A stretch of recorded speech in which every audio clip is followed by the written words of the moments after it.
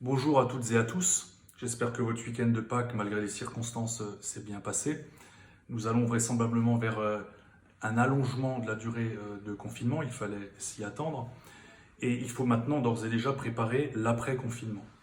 Alors cette phase passera par une phase de test massif. Je salue l'initiative de Brigitte Klinkert qui va faire tester l'ensemble de nos personnes âgées de nos EHPAD.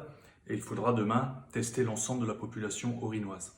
Et puis il faudra probablement que tout le monde porte un masque barrière. Or nous savons à ce sujet qu'il y a au niveau mondial une pénurie de masques. Nos masques FFP2 et les masques chirurgicaux doivent être bien sûr affectés par priorité au personnel médical. Et ces masques d'ailleurs, c'est un peu l'ironie de l'histoire, qui sont importés de Chine, d'où vient le virus, et la Chine qui nous revend à prix d'or ces masques. On le sent bien avec cette affaire des masques, c'est l'ensemble de notre système économique mondialisé qui est à bout de souffle et qui ne sait pas répondre efficacement à cette crise sanitaire que nous traversons.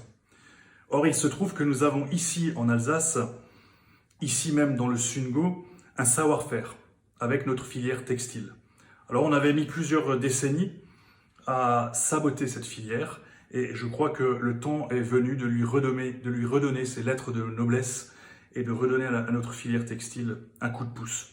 Je me suis rendu samedi matin à Hirzingue pour rencontrer Christian Didier, qui est responsable d'Emmanuel Lang, et je lui ai indiqué que j'étais prêt, sous certaines conditions, à lui passer une précommande de 100 000 masques textiles, lavables et réutilisables, peut-être 5 fois, 10 fois, voire peut-être 30 fois. Il s'agit de masques à base de lin, le lin qui est produit en Normandie, et pourquoi pas demain créer une filière alsacienne de production de lin. Et le lin est tissé sur place, ici, dans le Sungo, à Hirzingue. Le process d'élaboration de ces masques, qui sont faits d'une couche de lin et d'une couche de coton, ce process est encore en cours d'élaboration et il est surtout en cours d'homologation par l'IFTH de Lyon. Les finitions, donc la découpe de ces masques et également la mise en place d'un élastique, pourront se faire par l'ESAT de Marie-Pire. J'ai contacté Pierrick Buchon à ce sujet et il est parfaitement d'accord.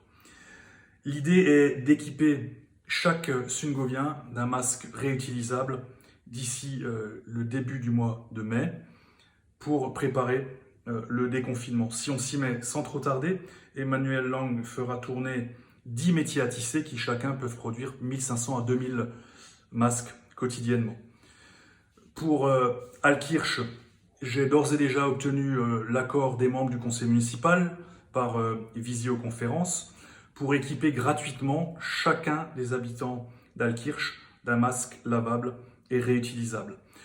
J'aurai mercredi, après-demain, une visioconférence avec le bureau exécutif de la communauté de communes Sungo pour étendre cette opération à l'échelle de la Comcom et j'espère aussi à l'échelle de la communauté de communes voisine Sud-Alsace-Largue pour que tout le bassin de vie sungovien soit couvert. J'écrirai aussi à tous les maires pour qu'ils se joignent à cette démarche. Ces masques pourront servir pour le déconfinement, mais ils pourront aussi, si hélas cela se produit, servir en cas d'un éventuel rebond de l'épidémie et ils pourront toujours servir dans le futur, dans les années qui viennent, en cas de nouvelles autres épidémies que je ne souhaite évidemment pas. Voilà, je voulais vous tenir informé de cette démarche qui fait d'une pierre plusieurs coups.